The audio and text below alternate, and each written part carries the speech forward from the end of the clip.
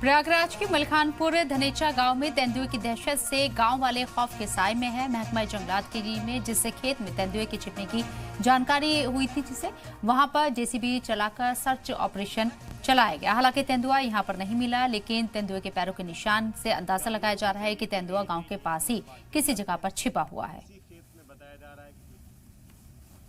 प्रयागराज के मलखानपुर धनेचा गांव में तेंदुए के आने की सूचना के बाद फॉरेस्ट विभाग की जो टीम है वो एक्टिव है। हमारे साथ एलके दुबे जी हैं।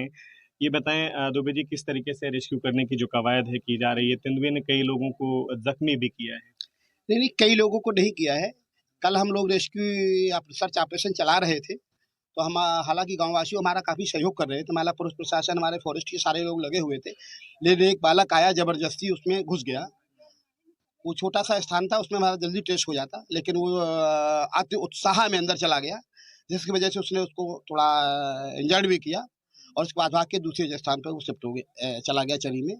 तो हम लोग अब तो आप लोगों ने यहाँ पर जाल भी बाकायदा बिछा दिए हैं। इसके बाद ही जाल पहले भी यहाँ भी लगा रखा था, लेकिन फिर दोबारा यहाँ जब पता लगा इसमें चरी में आ गया, तो यहाँ भी मैंने जाल लगा रखा है और ट्रेस कर रहे हैं। हाँ, थर्मस डोल से लगातार ट्रेस कर रहे हैं उसको, है उसकी लोकेशन टेस्ट कर रहे हैं। कानपुर से विशेषज्ञों की टीम भी बुलाई बिल्कुल, गई है। कानपुर से विशेषज्ञों की टीम आई हुई है और जब तक ये रेस्क्यू नहीं हो जाता तब तक टीम इलाहाबाद में, प्रयागराज में ही रहेगी। ये बताएं कितने लोगों की आपकी टीम है, क्या कुछ प्रयास आगे किए जाएंगे, क्योंकि अभी जितने प्रयास हैं वो नाकाफी साबित हुए हैं। अब ये तो नहीं कहा जा सकता ना, काफी हम लोग प्रयास कर रहे हैं। जंगली जानवर है और जो भी पकड़ने के तरीके होते हैं सारे अपनाए जा रहे हैं, उसको और रेस्क्यू किया जाएगा। हमें विश्वास है बहुत जल्दी उसको रेस्क्यू हम कर लेंगे।